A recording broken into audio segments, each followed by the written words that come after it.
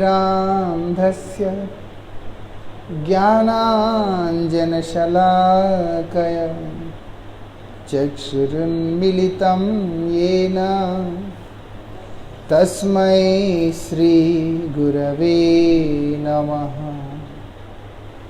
नमः ॐ विष्णुपादाय श्रीगौरप्रियमूर्तये श्रीमते भक्तिवल्लभ तीर्थगोस्वामिने नमः। यतीन्द्रियनमस्तुभ्यं गौरकृष्णप्रियात्मने रूपानुगगति ज्ञाय गुरुदेवाय ते नमः। पतित पावन परम करुणामय परमाराध्यतम श्रील गुरुदेव नित्य लीला प्रविष्टोम विष्णुपाद अष्टोत्तर शतश्री श्रीमद श्रील भक्ति वल्लभ तीर्थ गोस्वामी महाराज जी के अभय चरण असंख्य कोट साष्टांग दंडवत प्रणाम करते हुए उनकी अहेतु की कृपा प्रार्थना करता हूँ।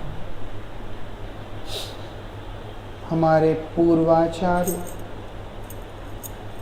परमाराध्य श्री सच्चिदानंद भक्ति विनोद ठाकुर जी महाराज कई प्रकार के उपदेशों को हमें प्रदान किया। उनमें से कल्याण कल्पतरु नाम का ग्रंथ बड़ा विशेष है। श्री गुरु महाराज जी कल्याण कल्पतरु शरणागति आदि ग्रंथों का विशेष रूप से पाठ करने के लिए हम लोगों को निर्देश दिया। उसमें क्या है, किस प्रकार से एक साधक अपना आत्म कल्याण कर सकता है, उसके बारे में वहाँ पर बड़ा सुंदर तरीका से बताया। हमको दुख क्या देता है, संसार में क्या दुख देता है? वस्तु दुख देता है? नहीं, उसके प्रति हमारी आसक्ति जो है वो दुख देता है ना। आसक्ति दुख का कारण। इसीलिए श्री भक्ति विनोद ठाकुर जी महाराज हमें उपदेश देते हुए बतला रहे कि आसक्ति का जो केंद्र है वो किसको बनाने से हमारा वो दुख से निवृत्ति होगा।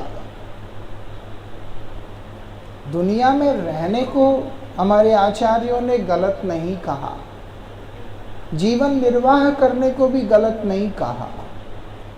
रहने से अब संसार में है, कहाँ भाग जाएंगे यहाँ से, है ना, रहना तो पड़ेगा ही। लेकिन वो एक तरीका बतला रहे हैं, ये संसार में रहकर संसार के प्रति आसक्त होकर और अंत में दुखी होने से अच्छा है किस प्रकार से रहना है, संसार में रहते हुए भी संसार से निर्लिप्त अवस्था में अपने आप को रखना होगा।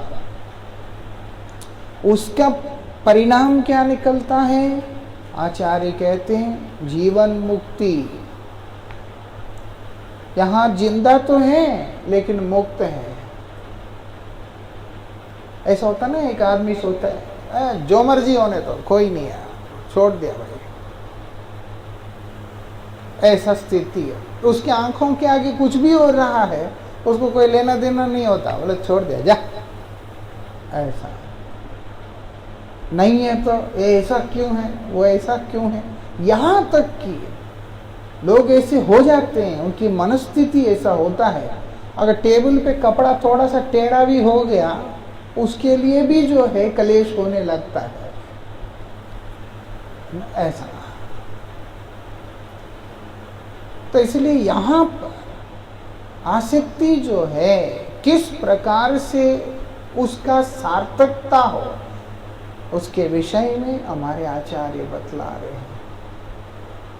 क्योंकि अगर वो ठीक नहीं हुआ तो दुख जाएगा नहीं। और जितना आदमी अपना ऊर्जा वहां पे देता है उसी हिसाब से उसका दुख का मात्रा भी बढ़ता है। जितना चीनी डालते हैं उतना मीठा हो जाता है ना। हाँ, जितना चैटिंग करते हैं उतना बिजनेस हो जाता है। इधर आ जाओ, हाथ दिखना चाहिए मुझे। तो ये बात हमको क्या करना है वो यहाँ पर बताया श्रील भक्ति विनोद ठाकुर जी महाराज ने कृपा करके। बोलते हैं मन रे, हे मन, वो दूसरे को नहीं बताते, अपने मन को ही समझाते। क्या बोल रहे हैं? बड़ा तुम्ही बड़ो संदिग्ध अंतर। मतलब क्या है? अंदर से बहुत संदिग्ध रहता है। एक तरह से संदिग्ध को क्या बोलते हैं? डाउटफुल, है ना। मतलब है कि किसी चीज का एक वो नहीं रहता है, निश्चय भाव, या यूं कहें दूसरी भाषा में संकल्प विकल्प के द्वंद्व के बीच में जूझ रहा होता है। ऐसे कर लूं तो अच्छा होगा, ना ना ये करने से बुरा होगा, कुछ और कर लूं तो अच्छा होगा। एक स्थिति पे अपने आप को नहीं रख पाता।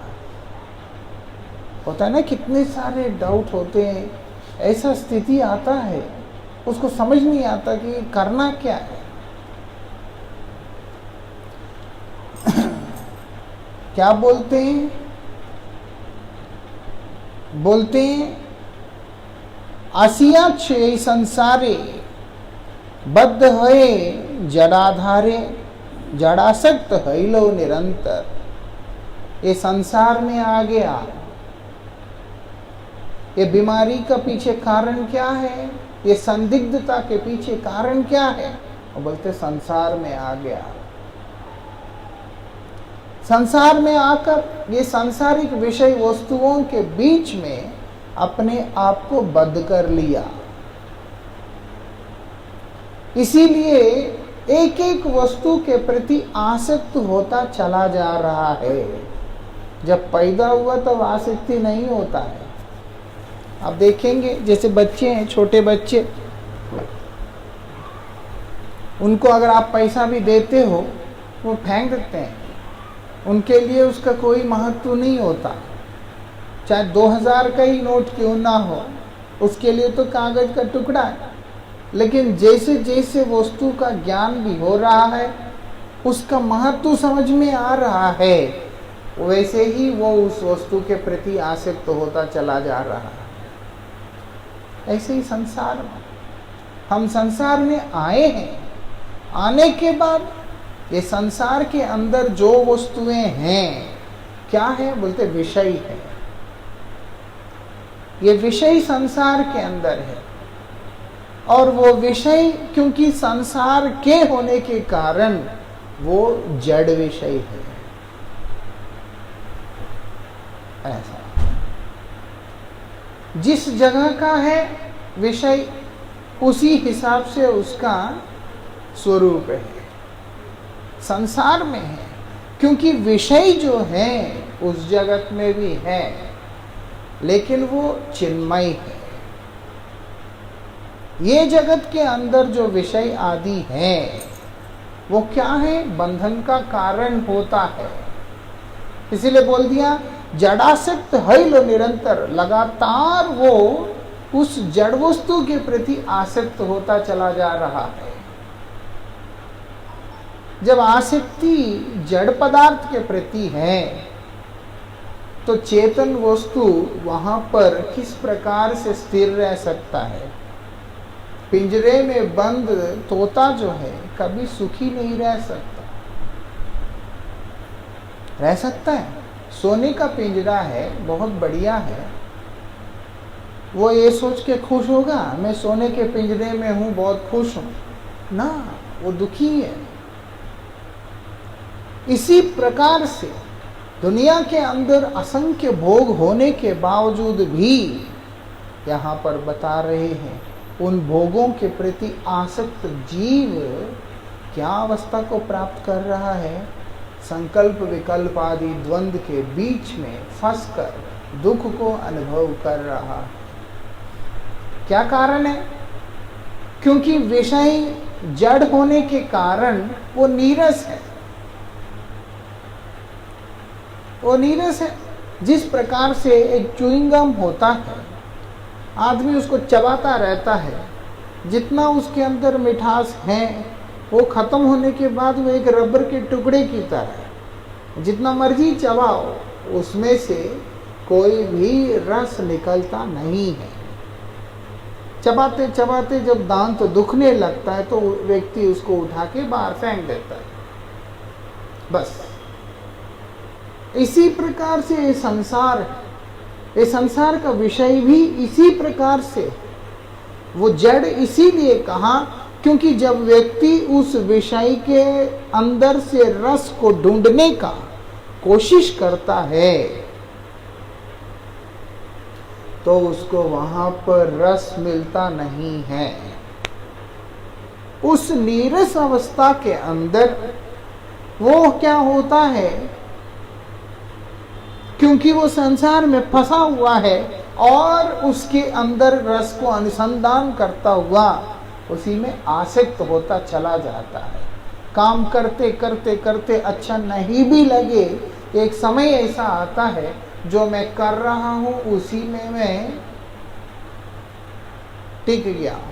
वही स्थिति जीव के साथ भी हो रहा है। नहीं है तो वास्तविकता में आत्मा का जो स्वरूप है वो क्या है? सुख स्वरूप है, आनंद का स्वरूप है। इसलिए बोलते सुखस्य आत्मरूप। आत्मा कभी भी दुख नहीं चाहता, आत्मा कभी परेशान नहीं होना चाहता, आत्मा हमेशा सुखी रहना चाहता है, आनंद में रहना चाहता है। और उस आनंद को प्राप्त करने के लिए जहां जाना पड़े वो वहां तक जाने के लिए तैयार हो जाता है। ऐसा जिसको जिस वस्तु में आनंद मिलता है। अब आदमी को सिनेमा देख के आनंद मिलता है थिएटर में, वो फिर पागल की तरह रात को ही जाके वहां लाइन लगा के खड़ा होता है।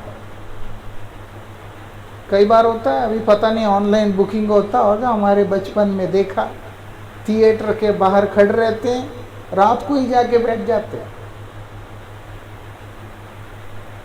उसको सारा रात जागने का कष्ट जो है उसको कष्ट लग नहीं रहा, क्योंकि थिएटर में सिनेमा शुरू होने से पहले टिकट देता है, लेकिन सीट कहीं ना मिले उस चक्कर में रात को जाके बैठ जाता है। पूरा रात इंतजार कर रहा है। मच्छर भी खाते हैं, सोने का जगह नहीं, बाथरूम नहीं, कुछ नहीं, वो कष्ट नहीं लग रहा। क्यों? वो जो देखने जा रहा है उसका सुख। कारण क्या? वो सुख को अनुभव करने के लिए कोई भी कष्ट उठाने को तैयार है। पीछे लॉकडाउन में जब शराब का दुकान खुले थे, लोगों ने 2-2 किलोमीटर के लाइन लगाए कि नहीं धूप में। सोशल डिस्टेंसिंग है, 6 फीट का गैप चाहिए, तो इसीलिए शराब खरीदने के लिए दुकानों के बाहर 2-2 किलोमीटर का लाइन लगा। अरे धूप है, इतनी देर क्यों खड़े हो? क्योंकि उसको उस पान करने में जो सुख अनुभव हो रहा है वहां उसको वो सारा परिश्रम दिखाई नहीं दे रहा। वहां तो केवल उसको परिणाम में जो सुख अनुभव होने जा रहा है वही दिखाई दे रहा है। उसी के प्रति उसकी आसक्ति है। ये संसार में आया हुआ जीव का वो ही परिस्थिति है। लेकिन यहां पर रस नहीं है। लेकिन ये भी नहीं कह सकते कि रस नहीं है, क्योंकि संसार भी भगवान का ही सृष्टि होने के कारण एक प्रकार का रस का एक सैंपल टाइप में इस संसार में भी है। ऐसे नीरस इसलिए क्योंकि स्थायित्व नहीं उस रस के अंदर। भगवान का सृष्टि कभी भी शुष्क और निकृष्ट नहीं हो सकता। भगवान का सृष्टि बहुत सुंदर सुरम्य है, लेकिन वो दृष्टि के ऊपर होता है, वो अवस्था के ऊपर होता है। अब ये बद्धजीव होने के कारण उन्हीं जड़ पदार्थों के बीच में रस को खोजने का कोशिश करता है, इसीलिए उसमें आसक्त होकर के दुख को अनुभव करता है। ऐसा और मिलेगा और मिलेगा और मिलेगा, लास्ट में डिप्रेशन बढ़ता है, और वो बढ़ के किस कदर तक चला जाता है कि आदमी सुसाइड तक भी कर लेता है। वो देखने में लगता है सुसाइड किया, लेकिन वास्तविकता में जिस आनंद को वो पाना चाहता है उसके अभाव जब उसको अनुभव होने लगा तो उसके पास उसका समाधान भी नहीं है, जिसके चलते वो आत्महत्या कर लेता है। ऐसा थॉमसन बटा नाम का व्यक्ति बहुत मशहूर है, दुनिया के लिए एक दृष्टांत छोड़ के चला गया। बाटा कंपनी का मालिक है, पेरिस के अपने 14 मंजिल घर से कूद करके सुसाइड कर लिया। गुरुजी अक्सर बोलते थे, भोग वगैरह रहने से ही अगर सुख मिलता तो ये सारे लोग नहीं मरते। ऐसा। और एक अमीर व्यक्ति जिसका बच्चा मर गया बीमार होके, क्या करेगा वो? गुरुजी बोलते धन आदि जो भी वस्तु पदार्थ हैं, क्या उसके प्राण को रोक पाया? ऐसा। लेकिन व्यक्ति दौड़ता है, और दौड़ते दौड़ते उसका स्थिति जो है मृग तृष्णा की तरह हो जाता है। मरुभूमि के अंदर एक पिपासी हिरण की तरह उसका अवस्था हो जाता है। रेगिस्तान में हिरण है, चमकती हुई रेत से उसको पानी की तरह दिखाई देता है, वो वहां दौड़ के जाता है पानी के, लेकिन रेगिस्तान में पानी कहाँ है? वहां से वो दूसरे जगह दौड़ के जाता है, वहां उसको पानी कहाँ है? तीसरे जगह जाता है। ये इसी प्रकार से पानी को खोजते खोजते इधर उधर करते अंत में अपने जीवन को ही समाप्त कर लेता है। वही संसार में हो रहा है।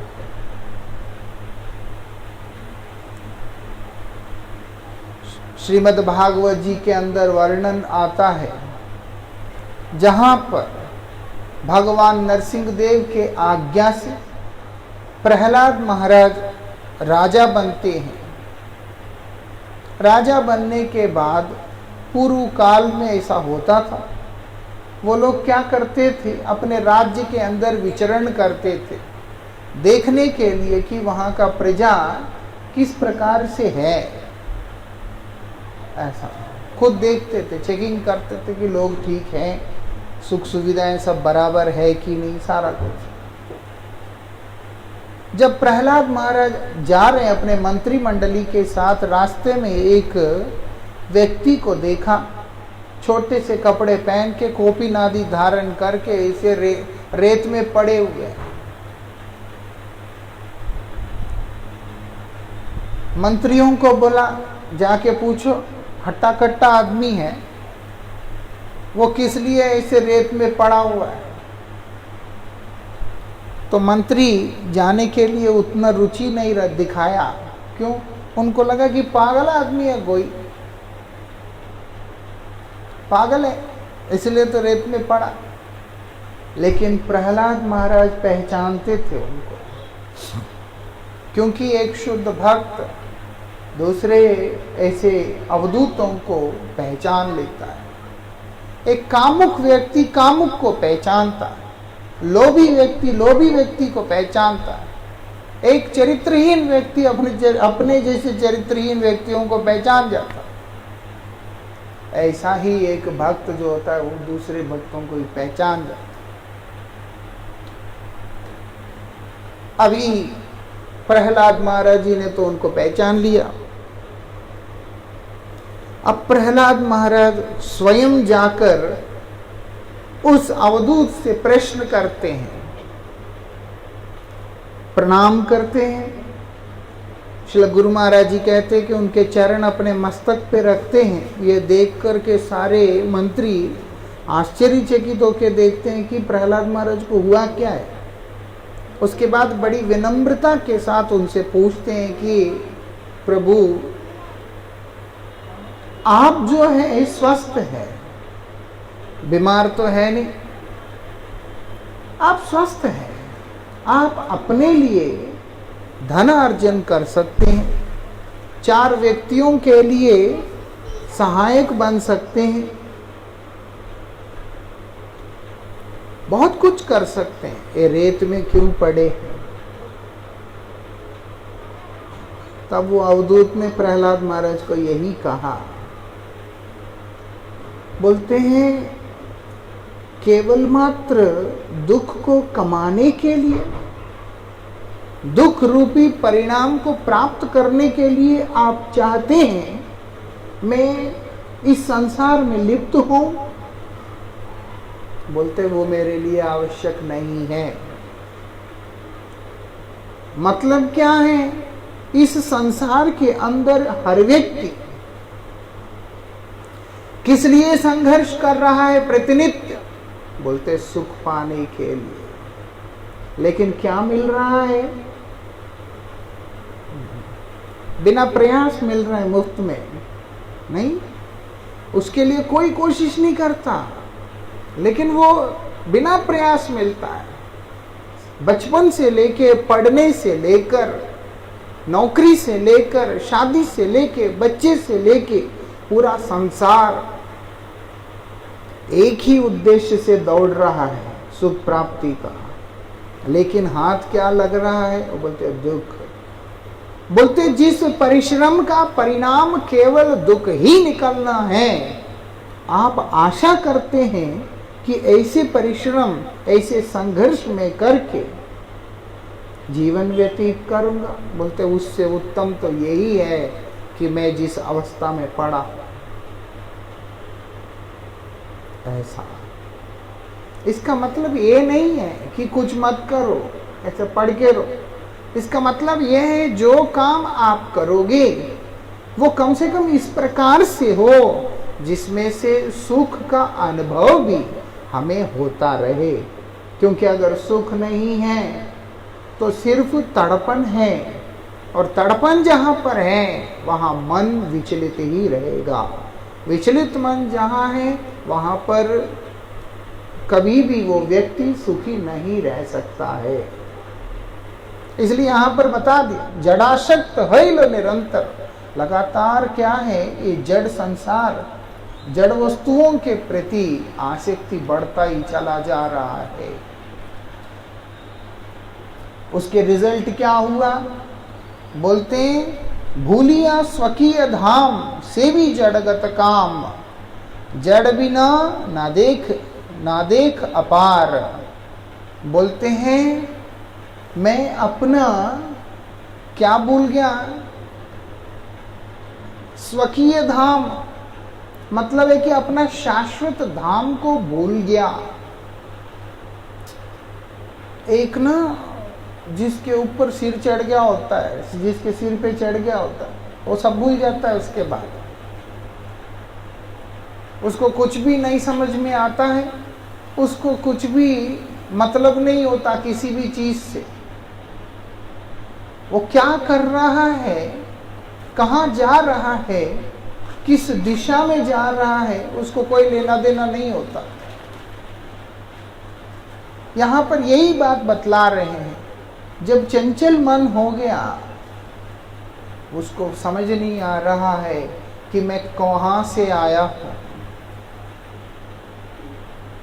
मेरा ठिकाना क्या है। अब पूरा पी लिया जिसने पुराना जूस को,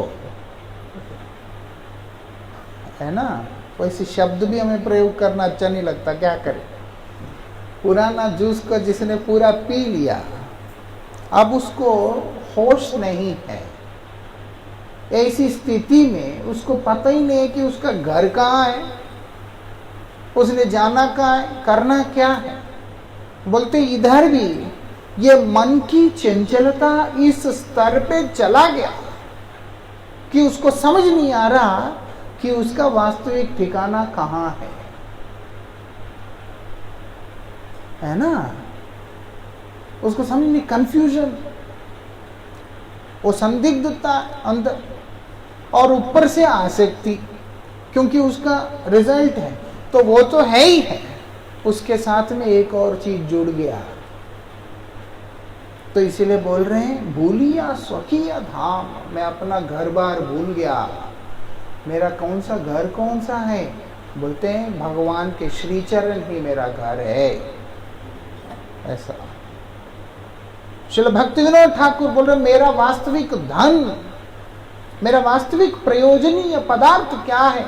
वो बोलते राधा कृष्ण के श्री चरण, उसी को तो जीव भूल के भटक रहा है। भगवान के पाद पद्म ही हमारा वास्तविक आश्रय स्थान है। वो भूल कर वो क्या कर गया? जड़गत काम, बोलते सेवी जड़गत काम। एक काम क्या है? आत्मेंद्रिय प्रीति वांछा, मतलब है कि अपने इंद्रियों को येन केन प्रकार से तोषण करने का एक पद्धति। ऐसा काम जो है दुख का दूत है, काम जो है स्वार्थपूरित वस्तु है, जिसका मन स्थिर नहीं है उसी के अंदर ये काम हावी हो जाता है। और एक कामुक व्यक्ति अपने चंचल मन से केवल अपने इंद्रियों का तोषण करने के लिए ही संघर्ष करता है, उसको दूसरे से कोई लेना देना नहीं होता। ऐसा बड़ी भयंकर स्थिति है, हमको नहीं समझ में आता, स्थिति बड़ा ही गंभीर है। ऐसा शायद कैंसर का भी इलाज हो सकता है और बीमारियों का भी इलाज हो सकता है, लेकिन ये मन के अंदर का जो बीमारी है बड़ा खतरनाक बीमारी है, उसका इतनी आसानी से इलाज होता नहीं। वो हमारे अंदर उस वो कीटाणु को, वो गंदगी को, बीमारी को इतना तेजी से फैलाता है। ऐसा और क्या कर रहे यहाँ पर? बोलते हैं ये संसार के बिना, ये संसार के भोग के बिना और कोई भी चीज दिखाई भी नहीं देता है, कुछ भी नहीं दिखाई देता है। ऐसे लोग होते हैं, माला करो, उनको ऐसा लगता है कि पता नहीं कितना बड़ा कुकर्म करने के लिए बोला उसको। हम देखा भगवान की कृपा से जो है दिख भी रहा है। हम पुणे में गए, पुणे में नागपुर गए थे, वहां एक पार्क में कीर्तन करना चाहते थे। सुबह सुबह लोग आएंगे तो अच्छा रहता है, पार्क है, कीर्तन वगैरह करने से भगवान का नाम लोगों के कान में पड़ता है, तो उससे जो है थोड़ा सा अच्छा होगा बोल के जब हमारे प्रभु लोग उनको फोन किया, पार्क का जो देखरेख करने वाले को, वो बोलते हैं मत कीजिए क्योंकि लोग डिस्टर्ब होंगे। मतलब भारत के अंदर रहते हुए ये ऋषियों की भूमि है, इतनी पवित्र भूमि है, वेद भूमि है, देव भूमि है, इतना कुछ होने के बाद यही पल के यही बड़े हुए लोगों का ऐसी विचारधारा है, बोलते संकीर्तन करने से लोग डिस्टर्ब होंगे। ऐसी स्थिति चल रही है। वो सब वही दुष्ट लोग हैं, ये सब वही दुर्भाग्य व्यक्ति है जिनका वास्तविकता में मन ठीक नहीं है। मन ठीक ना होने के पीछे बुद्धि भी खराब है। ऐसा ये स्थिति है। वो लोगों को उसके 2 दिन बाद हम जब वहां गए थे, गाने बज रहे हैं और लोग आनंद भी ले रहे हैं, लेकिन जब कीर्तन होने से बोलते पब्लिक डिस्टर्ब होगा। ये सब वही लोग हैं। कैसे कैसे लोग हैं। बच्चे अगर हरिनाम करते हैं, बोलते हैं कोई उम्र होता है करने का, कब करना है फिर? तुम्हारी मृत्यु के बाद श्मशान में जब तुम्हारा चिता जल रहा है वहां पे बैठ के करना होता है कि मेरा पिता गुजर गया हरे कृष्णा करके। व्यसन करने में व्यक्ति को दोष नहीं लगता, चरित्र खराब करने में दोष नहीं लगता, और उसके बाद सदाचार के विहीन होकर के जीने में दोष नहीं लगता। लेकिन ये संसार इस स्तर पे आ गया जहां पर हरिनाम करने से सारे दोष लगते हैं। क्या बोलते हैं कि कोई भी शुभ कर्म नहीं करते हम 1 साल तक। 1 साल तक व्यक्ति आहार निद्रा भय मैथुन जरूर करेगा, लेकिन कोई भजन वाली कोई भी बात नहीं कर सकता। करने से बोलते दोष लगता है। ऐसे समय में, ऐसी समाज में हम पहुंच गए। उसका पीछे कारण क्या है? बोलते यही है, उसका पीछे यही कारण, जड़ाशक्ति। इसलिए यहां पर बताया नुकसान क्या हो रहा है इससे, यहां पर बता रहे हैं। तुमित्व जिनी आच्छेदित होए तिनी लुप्त प्राय देहेर भीतर। शरीर में इतना आसक्ति हो गया कि हम अपने वास्तविक स्वरूप को ही भूल गए। तुम जो हो वो क्या हो, उस चीज से अपने आप को ढक लिया। ऐसा हम क्या हैं आज हमको ही नहीं समझ में आ रहा है। ऐसी स्थिति पे हम लोग आके खड़े हो गए। बोलते हैं ये शरीर के अंदर ऐसा खो गया कि उसको नहीं समझ में आ रहा है कि वो है कौन। यही बात यहां पर बता रहे हैं। क्या ढक गया, आवृत हो गया। और बोलते हैं तुमित्व मतलब अपना वास्तविक स्वरूप कि मैं आत्मा हूं, ये चीज उसको समझाना बंद हो गया। कई लोग होते हैं आत्मा कुछ नहीं होता। अगर आत्मा ही नहीं होता तो इस शरीर को चला कौन रहा है? आत्मा नहीं होता तो कोई भी चीज, एक बीज भी किस प्रकार से अंकुरित हो सकता है अगर उसके अंदर आत्मा ही नहीं है तो? आत्मा तो है, आत्मा नहीं है तो सब जड़ है। आत्मा मतलब क्या? चेतन वस्तु। चेतन वस्तु आत्मा है जिसके अंदर इच्छा क्रिया अनुभूति है, जो सच्चिदानंद से बना हुआ है, वही तो आत्मा है। जड़ वस्तु के अंदर ना इच्छा, ना क्रिया, ना अनुभूति, ना उसके अंदर सच्चिदानंद, कुछ भी नहीं है। लेकिन व्यक्ति इस चीज से पूरी तरह से ढक जाता है, आवृत हो गया, उसको कुछ पता नहीं चल रहा, होश ही नहीं है उसको। क्या बोल रहे हैं आगे?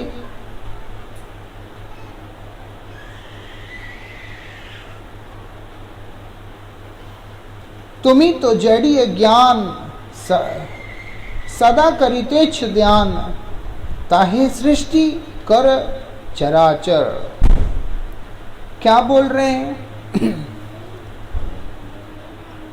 जो भी इस सांसारिक कार्य होते हैं वो सारे कार्यों के अंदर बहुत एक्टिव हो गया, दुनिया की सारी चीजों में बहुत एक्टिव हो गया। क्या करके? बोलते हैं इस सांसारिक ज्ञान, ये जड़ शब्द इसीलिए प्रयोग कर रहे हैं, ज्ञान वास्तविकता में जड़ नहीं होता है, इसलिए स्पेसिफाई कर रहे हैं वहां पर कि जड़ ज्ञान मतलब संसार से संबंधित ज्ञान। ज्ञान जो होता है वो अंधकार को मिटाने वाला होता है, अज्ञान से निवृत्त करने वाला होता है, ऐसा। लेकिन यहां स्पेसिफाई इसलिए कर रहे हैं क्योंकि ये जो ज्ञान है इस संसार से संबंधित, वो हम लोगों को इस संसार के साथ बांध के रख रहा है। जितना हो सके उतना बांध के रख रहा है। और मैं क्या कर रहा हूं? ये संसार में फंस के संसार से संबंधित ज्ञान को ही ध्यान कर रहा हूँ, उसी में डूबा जा रहा हूँ और डूबकर तरह तरह की चीजों का सृष्टि कर रहा हूँ। ऐसा है ना, अपनी बुद्धि और कल्पना आदि के माध्यम से अनेक प्रकार की चीजों को हम लोग सृष्टि कर रहे हैं और हमको अच्छा भी लगता है क्योंकि बहुत क्रिएटिव है ना, बहुत क्रिएटिव है, ऐसा लग रहा है। आगे क्या बोलते हैं, ये दुख कही बुकारे नित्य पति परिहारे तुच्छ तत्वे करिलो निर्भर। ये चीज किसी को समझ में आ नहीं रहा। इतना आदमी दलदल में धस गया कि उसको अब बाहर कुछ दिख ही नहीं रहा है। क्या बोल रहे हैं, ये दुख कहीं पुकारे, किसको जाकर के यह दुख सुनाया जाएगा, कौन सुनेगा, कौन समझेगा? क्योंकि जिस जगह में हूं उस जगह में हर कोई डूबा ही हुआ है ना, सबके सब इस जगह में डूबे हुए। इसलिए बोलते ये दुख जाके मैं किसको सुनाऊं? दुख क्यों? दुख इसीलिए क्योंकि कितना कुछ करने के बाद भी मन स्थिर नहीं हो पा रहा है। जब मन स्थिर नहीं है तो अशांत है, बोलते सुख का अशांतस्य कुतः सुखम। एक व्यक्ति के मन में जब शांति नहीं है तो उसके जीवन में सुख कहाँ है? बहुत कुछ करने के बाद भी सुख मिलेगा नहीं। जब सुख नहीं मिला, वो परेशान व्यक्ति यही कह रहा है कि ये दुख जाके मैं किसको सुना, कौन सुनेगा? अथवा अगर किसी ने सुन भी लिया तो मेरे लिए क्या उपाय करेगा? क्योंकि मैं देख रहा हूं जैसा मैं हूं ऐसे ही मेरे साथी है। ऐसा इसलिए आप बोल रहे हैं ये दुख कहीं पुकारे, किसको जाकर के ये दुख सुनाऊं मैं? ऐसी कौन सी दुख तुम्हारा जीवन में आ गया? हम होते तो बोलते नौकरी चली गई, कोई बोलते हैं परिवार में समस्या आ गया, कोई बोलते हैं बिजनेस में गड़बड़ हो गया, कोई बोलते लॉकडाउन हो गया, कोई बोलते बिजनेस चला गया, कुछ ना कुछ चलता रहता। लेकिन ये सब वास्तविकता में दुख नहीं है, क्योंकि दुख वो होता है जो सभी के लिए हो, जीव मात्र के लिए हो, और दुख ऐसा होता है वास्तविकता में जो कि गुरुतर है, उसके ऊपर और कोई दुख हो ही नहीं सकता, और उसके नीचे के जो दुख है उसका कोई मूल्य होता नहीं है। समझ रहे हैं? आदमी कैंसर से दुखी है, लेकिन कैंसर का ट्रीटमेंट करने वाला डॉक्टर सुखी है कि बहुत पेशेंट्स आ रहे हैं। हाँ कि नहीं? ऐसा आदमी जो है कोविड से दुखी है, ट्रीटमेंट करने वाले डॉक्टर सुखी है कि चल आया भैया, फीस आएगा। नहीं है तो लोग पैकेज नहीं बनाते। पहले तो पैकेज टूर्स के होते थे, कुछ और चीज के होते थे। अभी जो है आपने टांग का एक्सरे कराया तो छाती का स्कैनिंग फ्री। ऐसा अगर लिपिड टेस्ट कराया तो फलाना टेस्ट फ्री, ये कराया 20% कंसेशन। ये क्या होता है? ऐसा वो भी मतलब एक तरह से व्यापार की तरह हर चीज। और ये संसार इतनी विचित्र चीज है जहां पर मीडिया लोगों को मिसगाइड करता है। टेलीविजन है, टीवी चैनल है, मूवी है, ये सब वायलेंस को जो है एनकरेज करता है, लोगों को प्रवोक करता है, सब कुछ करता है। और उसके बाद जब ब्लेम करने की बारी आता है, बड़ी हैरानगी की बात है, धर्म के ऊपर आक्रमण करता है। कोई तो नहीं कहता कि टेलीविजन सीरियल्स में ऐसी चीजें दिखाते, मूवी में अश्लीलता दिखाते, यहाँ तक कि रोड में जाते हुए पोस्टर भी नहीं देखा जाता। कई बार हम गाड़ी में जा रहे होते कोई साइन बोर्ड्स वगैरह देखते हो तो फिर शर्म भी लगता है कि गाड़ी में बैठे हुए साथी सोचेंगे कि महाराज जो है पोस्टर देख रहे हैं। शर्म नहीं, कुछ नहीं, ऐसी स्थिति में समाज उतर गया। और उसके बाद जब ब्लेम करने का पॉइंट आता है, वो सीधा धर्म पे आक्रमण करते हैं। ऐसी स्थिति, कारण क्या? यही है सब। उनका मन जो है स्थिर नहीं है। उनका मन स्थिर ना होने के कारण, अशांत होने के कारण बुद्धि भी भ्रष्ट हो चुका है। भगवान गीता में बोलते हैं, ध्यायतो विषयान पुंसा संगस्ते शोभजायते संगात संजायते कामा कामात् क्रोधो विजायते। क्या हो रहा है? विषयों का ध्यान करने पर जब व्यक्ति चिंतन करता है तो ध्यान करता है, फिर वो काम बन जाता है, उसको भोग करने का लालसा तीव्र हो जाता है। वही काम से जो है बुद्धि भ्रष्ट होता है। बुद्धि जिसका भ्रष्ट हो गया, काम का दास बन गया, मतलब मन खराब हो गया उसका। जब सब कुछ खराब है तो उसके जीवन में केवल दुख रह जाता है। हमारे आचार्य कहते हैं, क्या है वो दुख? एक ऐसा दुख जो व्यक्ति को समझ में नहीं आ रहा है, लेकिन उसको पीड़ित कर रहा है, तड़पा रहा है। वो क्या है? नित्यपति परिहरे। नित्यपति कौन है? हमारा वास्तविक पति, हमारा वास्तविक प्रभु, हमारे वास्तविक स्वामी जो है भगवान, उनको छोड़ दिया, उनको छोड़ दिया। भगवान को छोड़कर जड़ी वस्तु के प्रति जो आसक्ति का भाव है, वही दारुण दुख का कारण है। ये चीज हम सबको समझना होगा।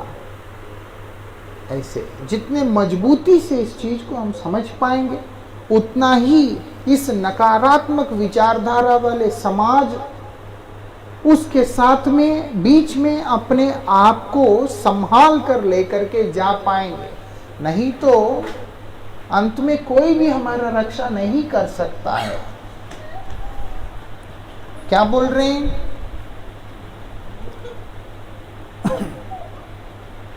नित्यपति परिहारे तुच्छ तत्वे करिले निर्भर। तुच्छ तत्वे मतलब है कि तुच्छ वस्तु, जो निकृष्ट वस्तु है, उसके ऊपर निर्भर हो गया। किस पे डिपेंड हो गया? गोलियां, क्योंकि नींद आता नहीं, बहुत परेशान है, नींद आता, गोलियों पे निर्भर हो गया। बिना गोली खाए उसको नींद ही नहीं आता। और एक समय ऐसा आता है, डोज बढ़ाना पड़ता है,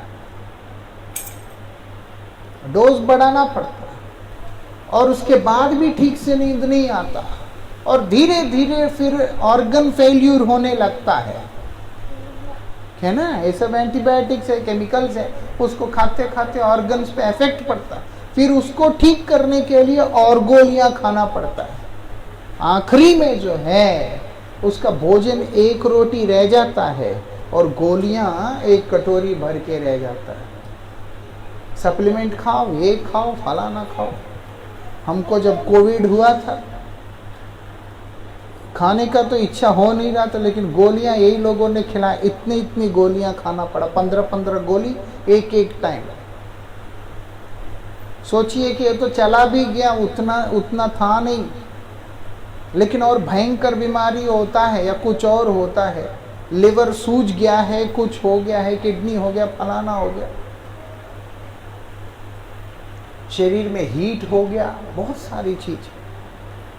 कहने का अभिप्राय, ये तुच्छ पदार्थ जितने भी है दुनिया का, उसी के ऊपर निर्भर हो गया। जो व्यक्ति तुच्छ वस्तु पे निर्भर हुआ, वो सुखी कैसे रह सकता है? कभी भी सुखी नहीं रह सकता। इसलिए यहां पर बता रहे हैं, क्या बता रहे हैं आगे?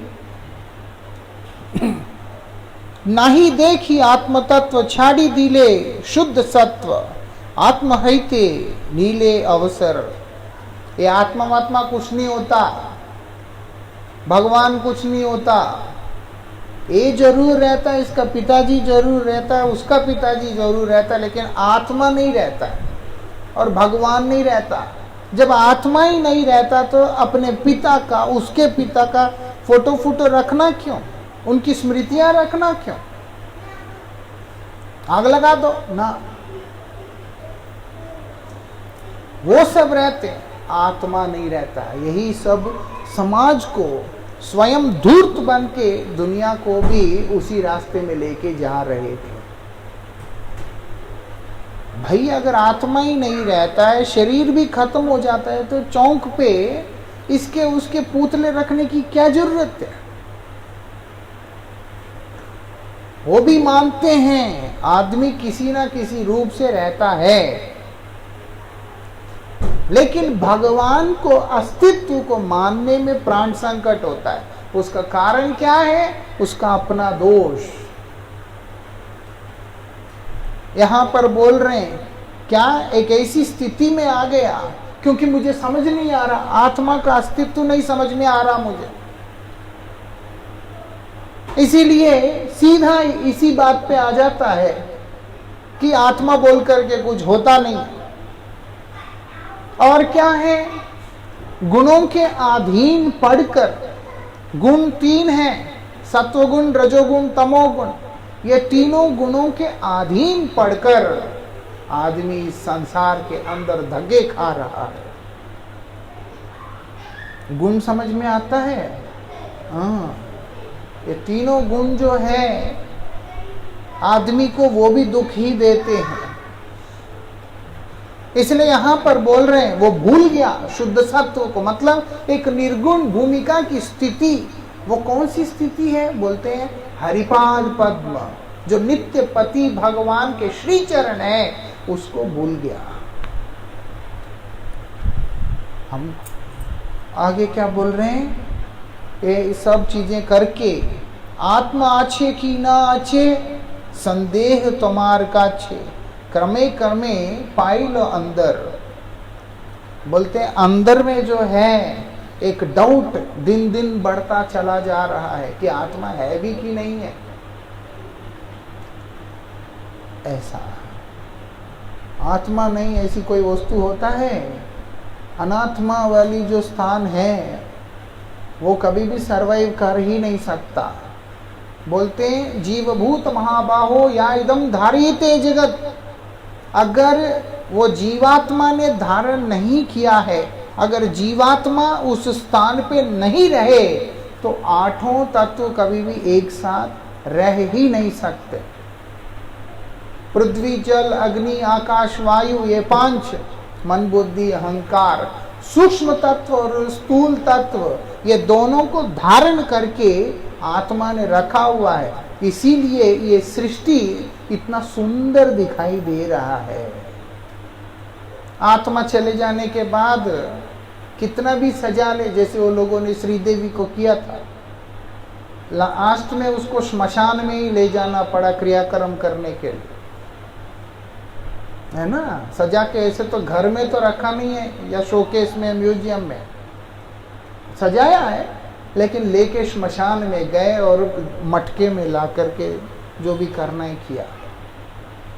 ऐसा आत्मा है तो सारे तत्व एक साथ में जुड़ करके हैं, और वही आत्मा का अस्तित्व को ये मूर्ख समझ नहीं पाता, क्योंकि मन जो है ठिकाने पे नहीं है। ऐसा मैं नहीं मानता, ऐसे बोलने से तत्व कभी भी जो है खत्म नहीं होता, सत्य कभी भी समाप्त नहीं होता। और सत्य से जो व्यक्ति परिचित नहीं है, वही व्यक्ति के जीवन में दुख रह जाता है और कुछ भी नहीं बाकी रहता। इसीलिए जो ट्रूथ है, जो सत्य है, उसको हजम करने का ताकत हर व्यक्ति के अंदर होना चाहिए, ऐसे हमारे शास्त्र कहते हैं। और सत्य क्या है? भगवान। इसलिए बोलते हैं सत्यम परम धीमहि। किसी किसी को लग सकता है कि ये सच है, वो सच है, बोलते हैं, इसीलिए बोले सत्यम परम। जो परम सत्य है वो कौन है? भगवान। उन्हीं का हम ध्यान करते हैं। और जो व्यक्ति ऐसे भगवान का ध्यान करता है वही सुखी रहता है। नहीं तो इस संसार के अंदर पैदा होना, मृत्यु को प्राप्त करना, ये चक्र चलता ही रहेगा। भगवान ने तो बोल ही दिया, जातस्य ही ध्रुवो मृत्यु ध्रुवम जन्म अमृतस्य च। ऐसा ये चीज हम लोगों को समझना है। बड़ी गंभीर विषय है ये, नहीं? थोड़ा सा अगर बिजनेस अच्छा होता है आदमी खुश हो जाता है, सैलरी में इंक्रीमेंट बढ़ता है तो खुश हो जाता है, या कुछ मकान खरीदा तो खुश हो जाता है, गाड़ी लिया तो खुश हो जाता है। अरे उसके बाद जो और चीजें जो आ रहे हैं उसके साथ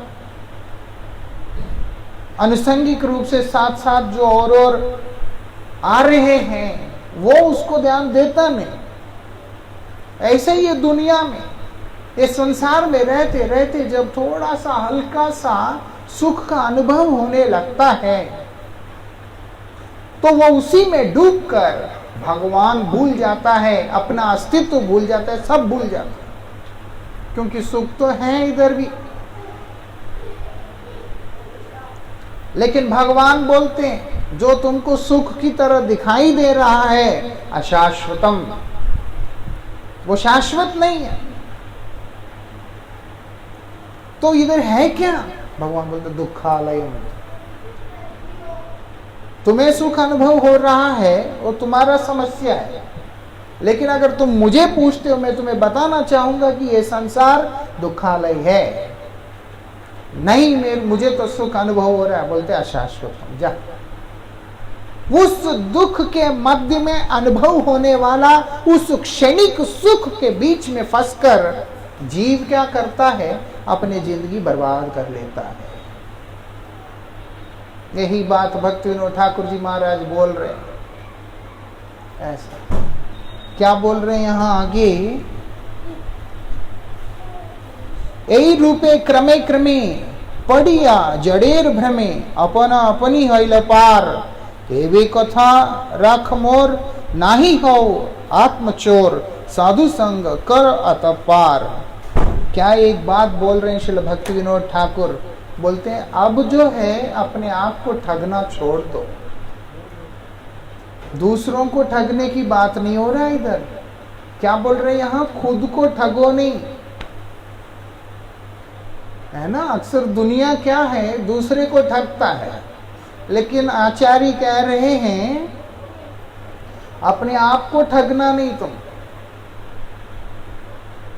खुद को ठगोगे, नुकसान किसका है? खुद का ही नुकसान है।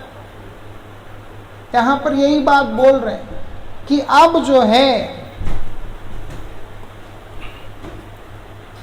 बोलते हैं जड़ पदार्थों के बीच में फंसकर क्या कर रहे हैं? वो अत्यधिक भ्रमित होकर वो क्या कर रहे हैं? वो अपने लिए, खुद के लिए ही एक दुश्मन बना हुआ है। इसलिए यहां पर बोल रहे हैं अब मेरा बात समझने का कोशिश करो।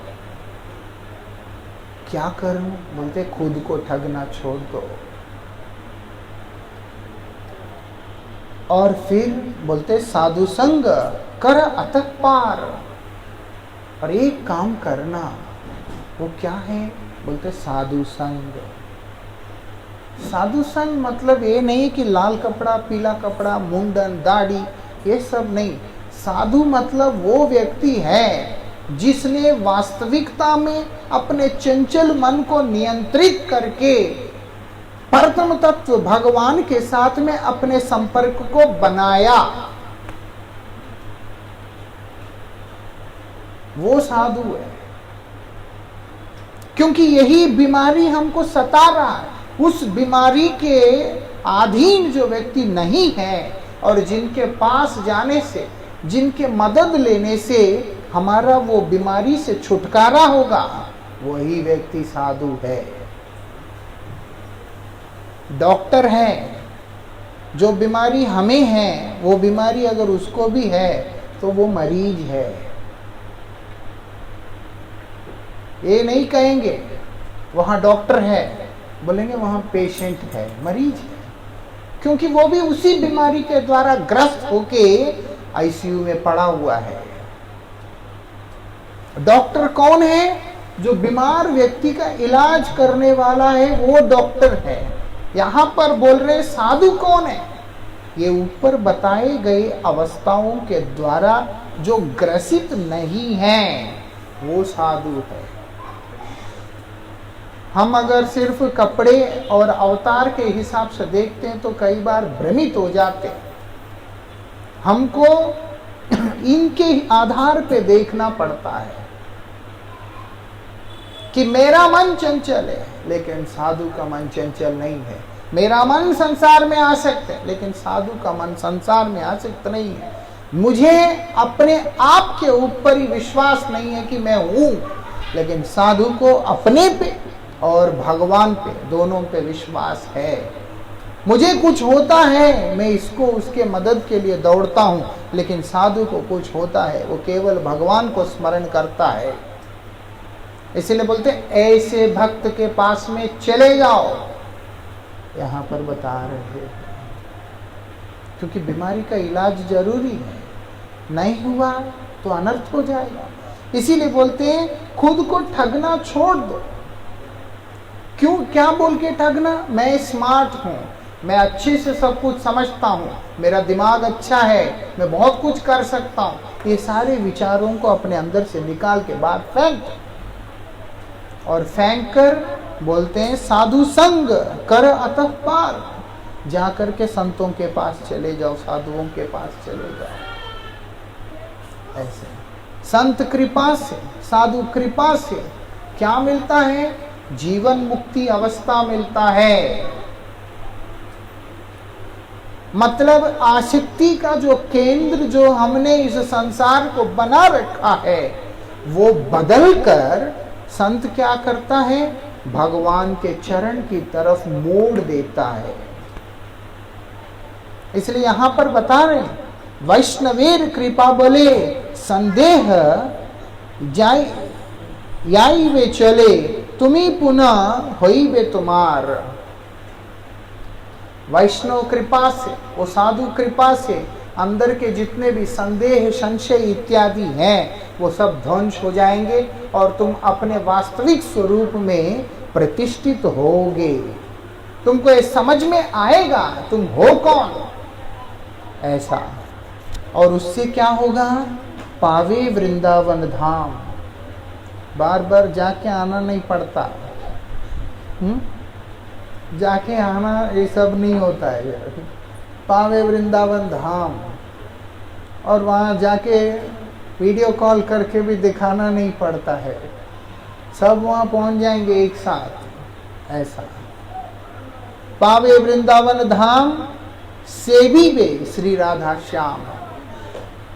और क्या होगा? श्री राधा श्याम सुंदर का सेवा हमको प्राप्त होगा। सिर्फ इतना करने से श्री राधा श्याम का सेवा प्राप्त होगा। और सामने वहां जाके और पुलकाश्रमय कलेवर, और इतना आनंद आता है वहां जाने से, कितना आनंद आता है। और जब वीडियो में दिखाते हैं देखो राधा कुंड है, ये मंदिर है, ये वो है, कितना आनंद आता है देख के। बोलते हैं वहां जब जाएंगे, उस पवित्र रज को स्पर्श करेंगे, भगवान का सेवा को प्राप्त करेंगे, वो बोलते हैं रोंगटे खड़े हो जाते हैं आनंद में, शरीर के रोंगटे खड़े होने लगते, इतना आनंद आता है। मतलब ना किसी चीज को दीर्घ काल से जिस वस्तु को पाने के लिए हृदय में तड़पन आता है, वो वस्तु जब साथ में आता है, सामने आता है, तो रोंगटे खड़े होते हैं, ऐसे है ना, एक तरह का आनंद अनुभव होने लगता है। बोलते वो सब जीवन में होगा। श्रील भक्ति विनोद ठाकुर जी महाराज कहते हैं, भक्ति विनोद धन राधा कृष्ण श्री चरण। बोलते मेरा धन क्या है, मेरा वास्तविक संपत्ति क्या है? बोलते श्री राधा कृष्ण के चरण है, वही मेरा संपत्ति है।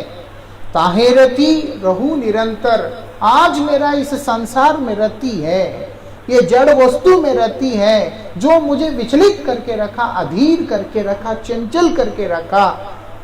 मेरा एक ही अभिलाषा है, वैष्णव कृपा से व्रजधाम की प्राप्ति हो, उस व्रजधाम के अंदर श्री राधा श्याम सुंदर जी के चरणों का आश्रय लेकर उनकी सेवा में डूबा रहूं, और मेरा आसक्ति का केंद्र भी वही हो, बस और कुछ भी नहीं।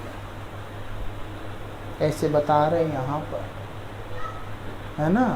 हाँ, तब आनंद है, नहीं है तो आनंद नहीं है। फिर उसके बाद नाम ही आनंद होगा, लेकिन वास्तविकता में जीवन में जो है दुख के अतिरिक्त और कुछ नहीं है। ऐसा हमारे गुरुजी अक्सर बोलते थे, ये संसार हमेशा रहने के लिए नहीं है, ये हमेशा रहने का स्थान नहीं है। जल्दी यहाँ से चले जाओ, निकल जाओ। कहाँ जाना है? बोलते श्रीधाम वृंदावन, मतलब यहाँ खाली करके वहाँ शिफ्ट हो जाना है। बोलते हाँ, वहाँ तो जाना ही है, लेकिन वास्तविकता में कहने का अभिप्राय क्या है? हृदय के अंदर भगवान के चरणों को स्थापित करना है, उनके चरणानुरागी होकर उनका भजन करते हुए, उनकी सेवा करते हुए जीवन को व्यतीत करना है। ये उपदेश है। वो ना करके संसार को अगर हमने अंदर रख लिया तो भगवान का कुछ नुकसान नहीं है, लेकिन हमारा नुकसान जरूर है। क्यों? क्योंकि यहाँ आनंद ना होने के कारण वो हमें दिन दिन चंचल करता ही रहेगा।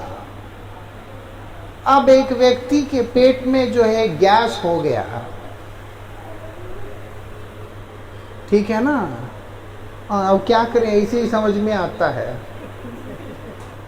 अब जो है शौच होता नहीं है, उसको शौच नहीं होता क्योंकि पेट खाली है, गैस है, लेकिन अनुभव तो बार बार ऐसे लगता है जैसे उसको शौच का समस्या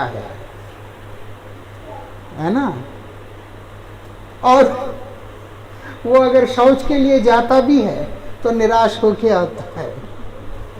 तो कहने का अभिप्राय ये, संसार के अंदर ऐसा है, वो हम लोगों के लिए वो शौच की तरह है,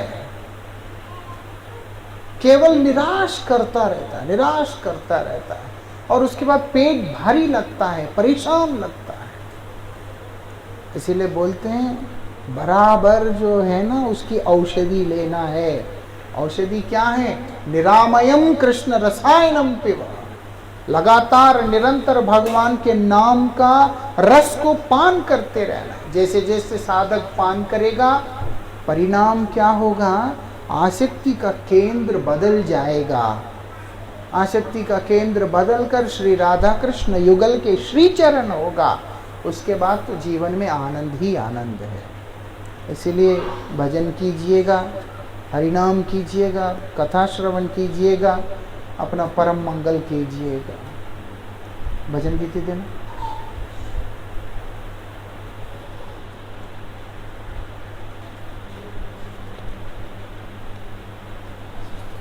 प्रभु तव पद युगे मोर निवेदना,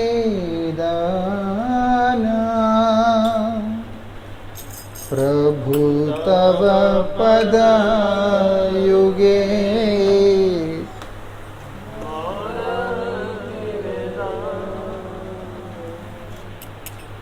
नाही मांगी देह सुख विद्याधन जन, नाही मांगी देह सुख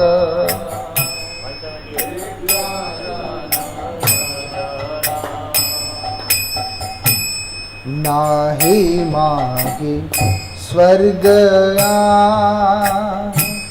मोक्ष नाही मांगी, नाही मांगी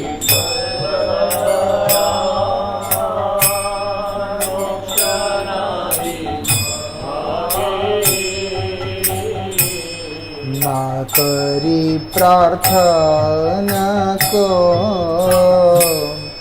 विभूति रहला दी।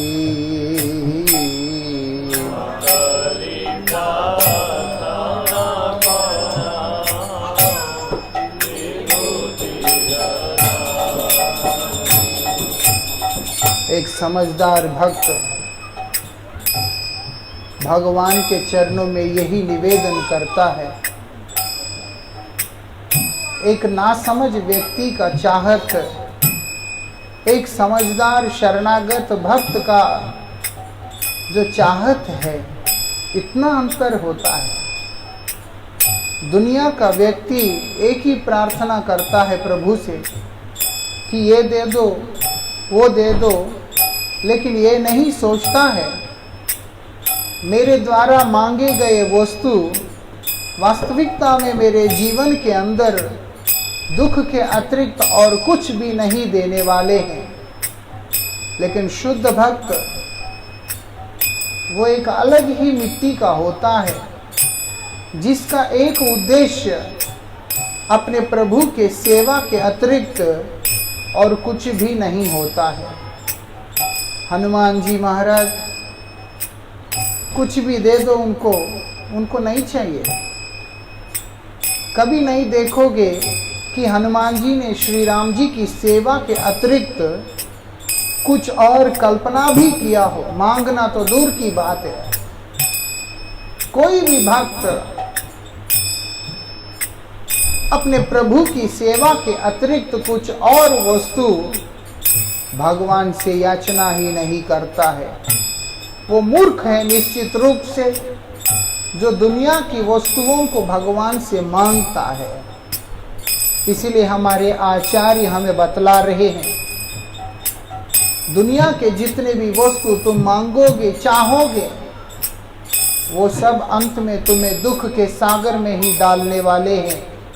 गोविंद का सहारा लो, उनसे और कुछ मत मांगो, उन्हीं को मांगो।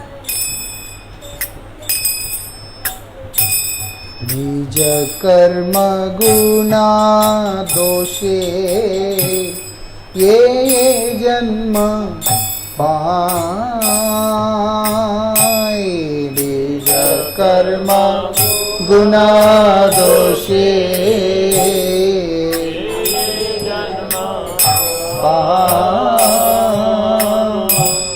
जन्मे जन्मे ये न तव नाम गुण गाए। जन्मे जन्मे ये न तव नाम गुण यही मात्र आशा मम तुम्हार चरणे। मात्र आशा मम तुम्हार चरणे। आहैतु की भक्ति हृदय जागे अनुशने।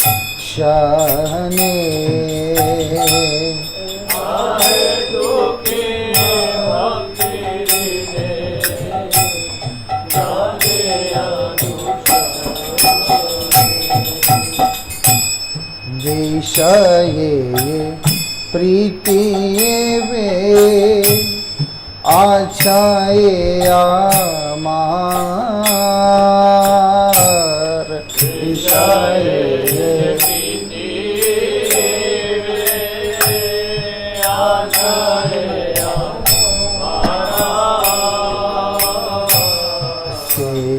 मत प्रीति हवु चरण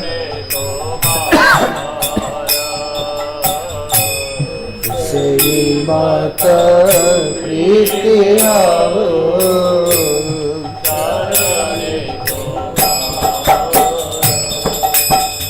आचार्य हमको उपदेश दे रहे हैं, विषय ये प्रीति ये वे आशय अमार।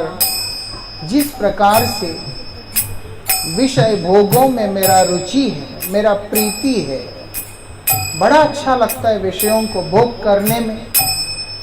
हे प्रभु, मैं इस बात को नकारता नहीं, मैं स्वीकारता हूँ कि मुझे विषयों में बहुत रुचि है, लेकिन एक प्रार्थना है मेरा। क्या है वो? बोलते सही मत प्रीति हो, ठीक उसी प्रकार का प्रेम, मुझे उससे ज्यादा भी नहीं चाहिए। जितना प्रेम मेरा विषयों में है, बोलते उतना ही प्रेम कम से कम आप मेरे ऊपर कृपा कर दो, है ना। बोलते सही मत प्रीति हो, उसी प्रकार का प्रीति आपके श्री चरणों में हो मेरा, बस और कुछ मांग नहीं है मेरा।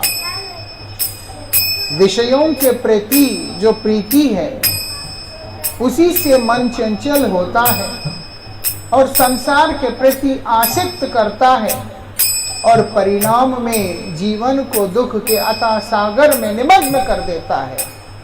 जिस प्रकार से हम लोग जाके गणेश जी के मूर्ति का वो कर देते हैं समुद्र में निर्दयी होकर, उसी प्रकार से प्रकृति भी निर्दयी होकर हमें भी इस संसार के दुख सागर में डुबा देती।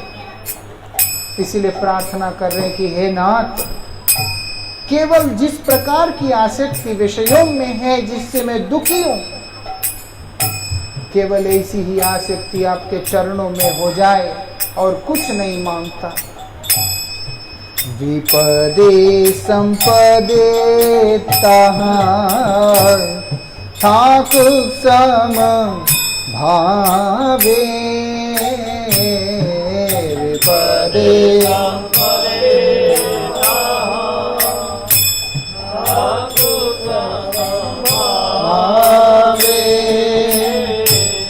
दिने दिने वृद्धि हो ना मेरा प्रभावे। दिने दिने वृद्धि हो ना मेरा प्रभावे। पशु पक्षी हये थाकी स्वर्गे वानिराए। पक्षी हये थाकी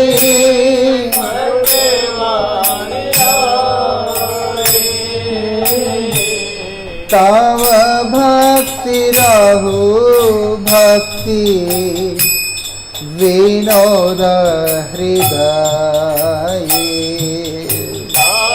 तव भक्ति रहु भक्ति विनोद हृदय।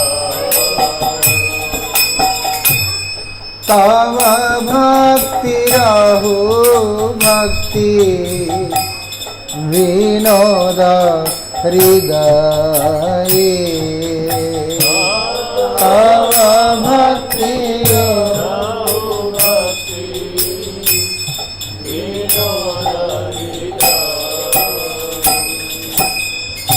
एक बात बोला यहाँ पर, बोलते हैं विपदे संपदे ठाकुर समभाव।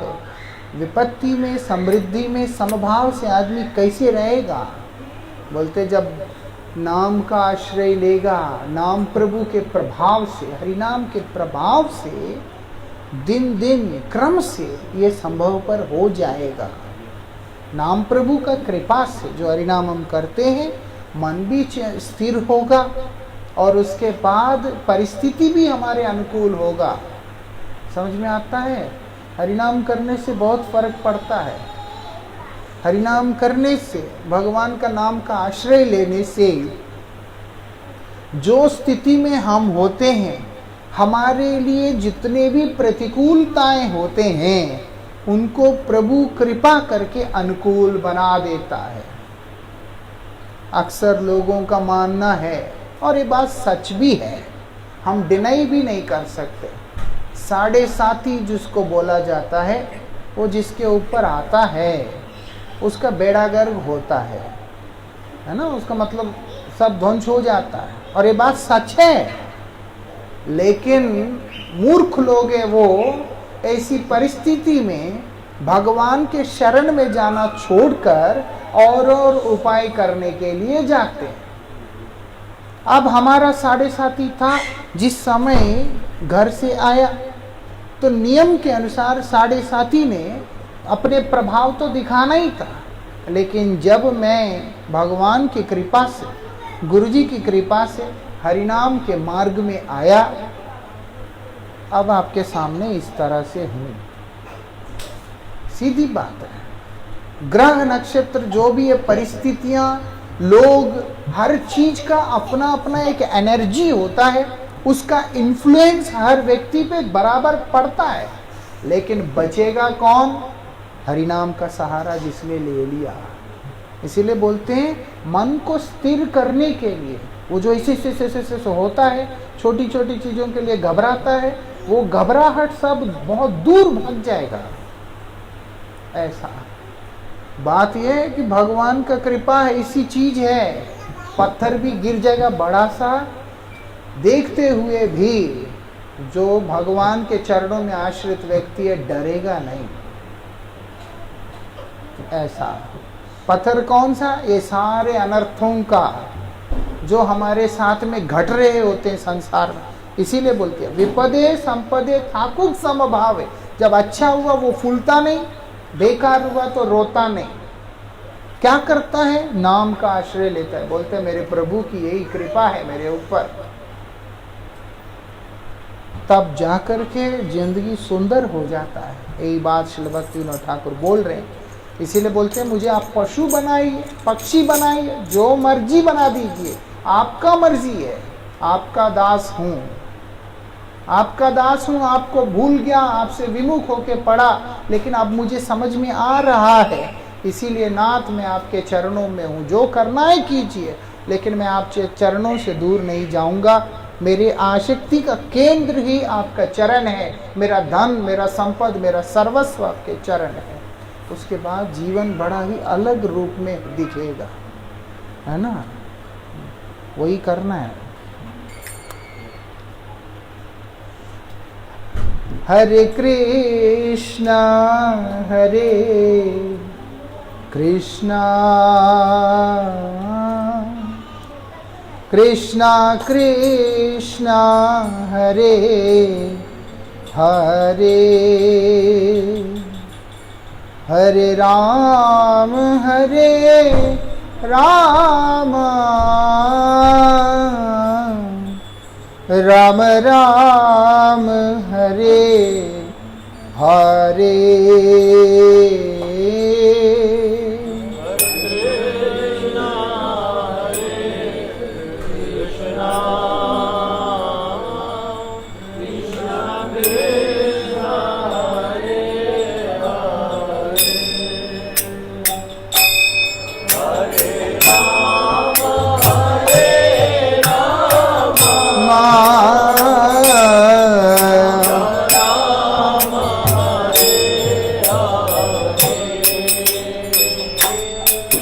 हरे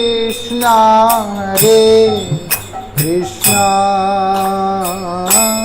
कृष्णा कृष्णा हरे हरे हरे राम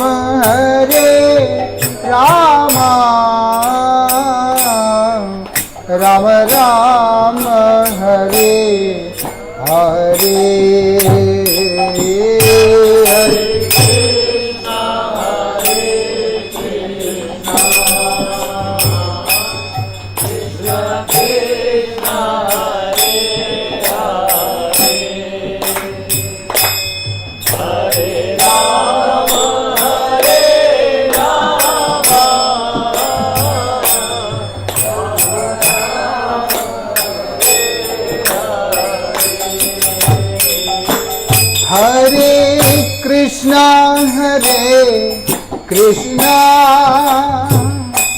Krishna Krishna हरे हरे, हरे राम राम, राम राम हरे हरे।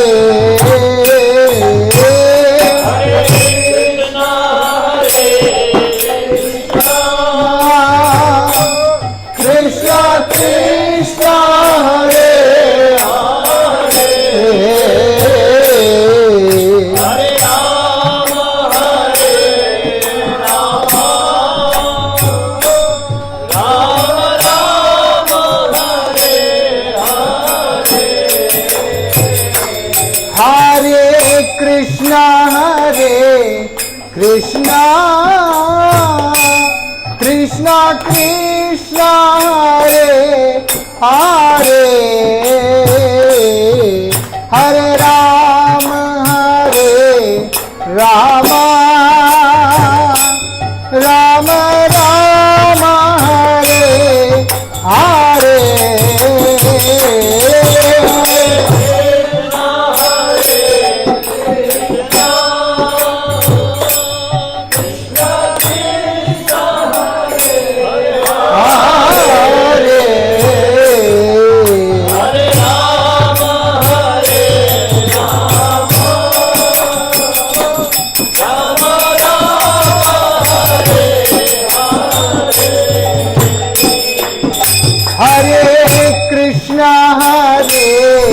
कृष्णा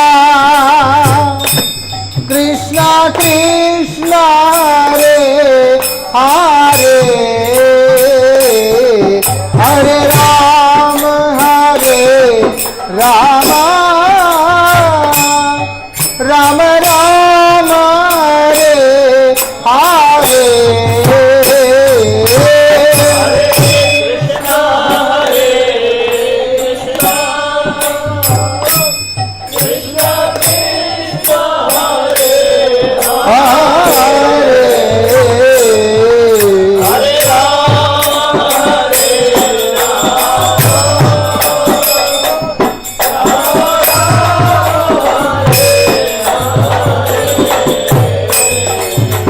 हरे कृष्णा कृष्णा कृष्णा हरे हरे, हरे राम राम, राम राम हरे हरे, हरे